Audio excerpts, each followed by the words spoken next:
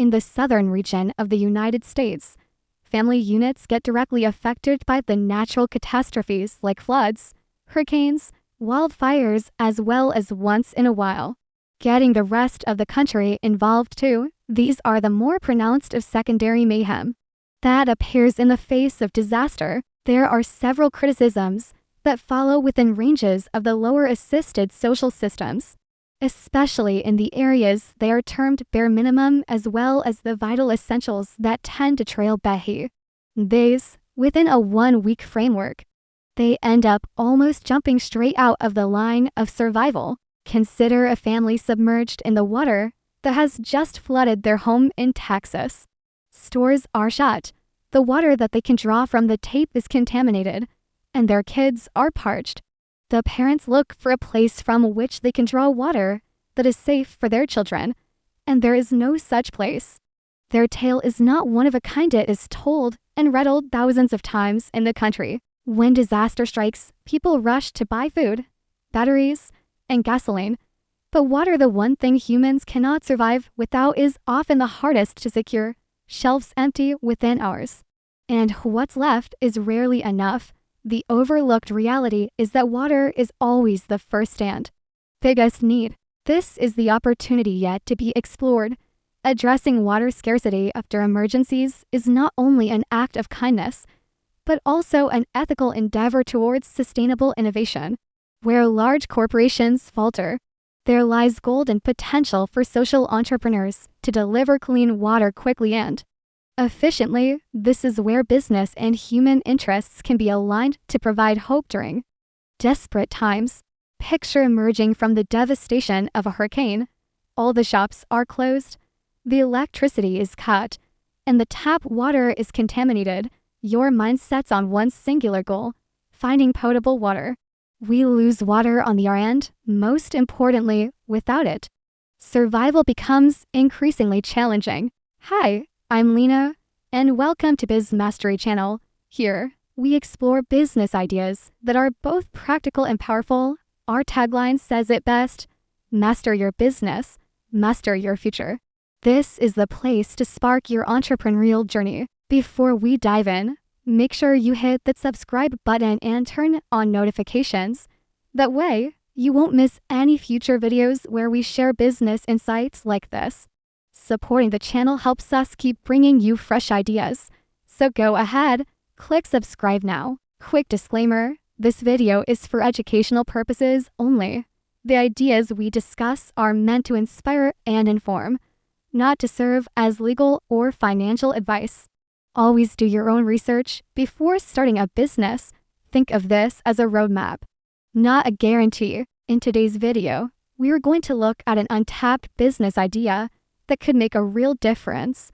We'll explore why water matters so much after disasters, how entrepreneurs can provide solutions, and what opportunities exist right here in the US. By the end, you'll understand both the problem and the potential, and who knows, you might be inspired to take action. The title of today's video is The Untapped Business Idea After Disasters in the US, a Clean Water Supply.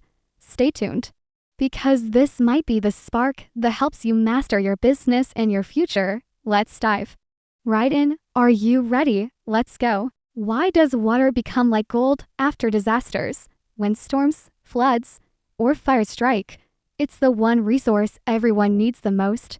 Without food, you can last a few days, but without water, survival time shrinks dramatically. That's why in every disaster, water quickly rises in value far beyond anything else.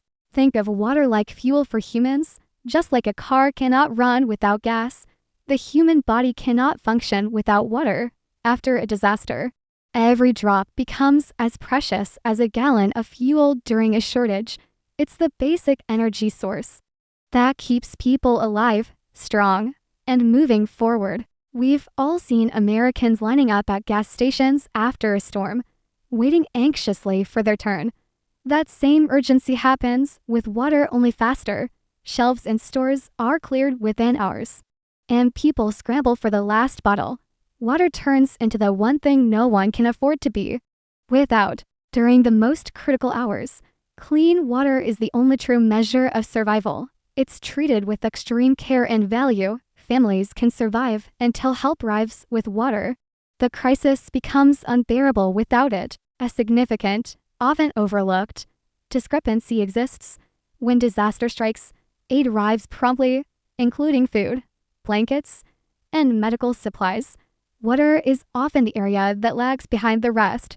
The absence of support creates a gap that leaves families exposed and vulnerable during times of need. Hosting a grand party and forgetting the most basic supplies, cups, even with excellent food, music, and decorations, a lack of cups makes it impossible to enjoy the experience. Disaster relief efforts often fail to provide enough water, even when other aid is delivered, a minor detail, but it makes a significant difference. Groups like FEMA and NGOs do incredible work during emergencies. They bring massive amounts of supplies and coordinate nationwide efforts. But even with all their resources, water distribution often faces delays. Families can wait hours or even days before safe drinking water reaches them. Smaller businesses can capitalize on this gap. Smaller companies are more agile and adaptable, able to respond quickly to changing needs and operate efficiently. Providing water not only generates revenue for these businesses, but also saves lives. The success of entrepreneurship demonstrates the compatibility of human ingenuity and business ventures. Let's talk about how Americans react when water runs short. In every major disaster, there's one scene you can count on: panic buying. People rush to grab what they can, and bottled water disappears first. It's a predictable cycle that shows just how valuable water becomes. Picture this: the night before a hurricane, grocery store shelves are nearly stripped bare. Milk, bread, and especially bottled water vanish in hours. Families crowd the aisles hoping to grab the last supplies. The rush is chaotic, but it happens again and again because people know water is life. It's a lot like the game of musical chairs. When the music stops, whoever didn't grab a seat is left standing. In a disaster, when water runs out, those who didn't prepare are left desperate. The scramble for survival feels just like losing the last chair. The good news is that this pattern creates opportunities. Because demand is so predictable, smart entrepreneurs can prepare in advance by stepping in with water solutions at the right moment. They can both serve communities and build sustainable businesses. It's about turning urgency into impact. Let's shift gears and talk about the business side of clean water supply. Disasters don't just create need, they create opportunity. Water delivery can be organized just like any other service, but with a life-saving twist. This is where entrepreneurship meets impact. Think of it like a food truck, but instead of serving tacos or burgers, you're serving water. Imagine rolling into a neighborhood after a storm, and people line up not for snacks, but for survival. Every bottle you hand out is like giving fuel to keep people going. It's business with heart at its core. In simple terms, this model can work through portable filtration units, water storage, and local distribution points. It doesn't need massive infrastructure to get started. The goal is speed and flexibility, meeting people where they are, when they need it. That's how small efforts create big results. The key insight here is that this isn't about charity. Yes, it helps people survive, but it can also generate real revenue. A clean water business can be sustainable, profitable, and socially impactful all at once. That's what makes this idea truly powerful. There isn't just one way to deliver clean water after disasters. Different models can work, depending on the situation and scale. Just like running any business, you can choose the approach that best fits your resources and community needs. The key is to be creative and practical. Think of it like running a coffee shop. You might open a small cafe, run a mobile cart, or offer subscriptions for daily drinks. The product is the same, but the model changes. Water supply after disasters can be designed with the same flexibility. Here are some options that can work: mobile trucks carrying tanks, portable water stations that pop up quickly, refill hubs for whole communities, and even subscription kits that people can buy before disasters hit. Each one has strengths. Depending on the situation, the idea is to mix and match. The more flexible the system, the stronger it is. The secret here is flexibility. Disasters are unpredictable, so the solutions must be adaptable. Small-scale businesses that can pivot quickly will always be ahead. When you combine speed, creativity, and flexibility, you build not just a service, but a lifeline. Every business comes with challenges, and clean water supply after disasters is no exception. It's not a smooth road, and sometimes the obstacles feel overwhelming. But by preparing in advance, these challenges can be managed. The goal is to see them as hurdles, not dead ends. Running this kind of business is like driving through a storm. The wind is strong, the rain is heavy, and the road seems impossible to cross. But if you know your route and keep your focus, you can still move forward. Preparation turns chaos into direction. The challenges are real: logistics, regulations, storage, and safety testing. Each one can slow you down if you're not ready. Families can't wait weeks for solutions. They need water immediately. That's why anticipating these barriers is critical. The way forward is to build smart solutions, partner with local suppliers to reduce delays, pre-plan routes so you're not lost, and always prioritize trust with the community. When people trust you, they'll welcome your service even in crisis. That trust is the bridge that turns a challenge into an opportunity. Timing is everything when it comes to opportunities. Right now, the need for reliable clean water solutions is growing every single year. Communities are becoming more aware of how fragile water access can be after a disaster. This makes today the perfect moment to act. Think of it like buying fire insurance before you even smell smoke. It might seem unnecessary at first, but when the crisis comes, you're thankful you were prepared. Preparation is never wasted. It becomes your safety net.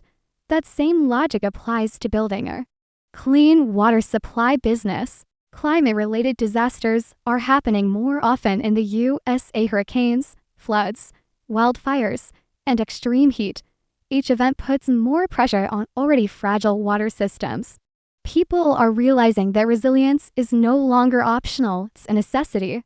This shift creates both urgency and opportunity. Communities across the country are more open than ever to creative disaster solutions. People want fresh ideas that not only save lives, but also create stability for the future. The door is wide open for entrepreneurs who are ready to step in. Acting now means being part of the solution when it's needed most. Let's do a quick recap.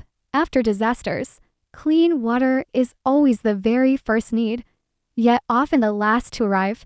This creates a gap that small, innovative businesses can step in to fill. With the right approach, that gap becomes both a solution and an opportunity. Here's the big takeaway. Providing clean water ain't just about profit, it's about making a meaningful impact. You can build a business that also leaves behind a legacy of safety and care. When you help people in crisis, you create loyalty and respect that lasts for years. That's the kind of business that matters. If this sparked ideas for you, don't forget to give this video a like, hit subscribe to BizMastery Channel, and share it with someone passionate about entrepreneurship. Your support helps us keep bringing powerful insights straight to you. Let's grow this community together. I'd love to hear your thoughts. Would you ever start a business like this? Drop your ideas in the comments so we can discuss together. Your perspective might inspire someone else to take action. Let's keep this conversation going beyond the video. This is BizMastery Channel. Master your business, master your future. Until next time, stay safe, stay prepared, and remember, sometimes the best business ideas are the ones that also save lives. Thank you for watching, and see you in the next video.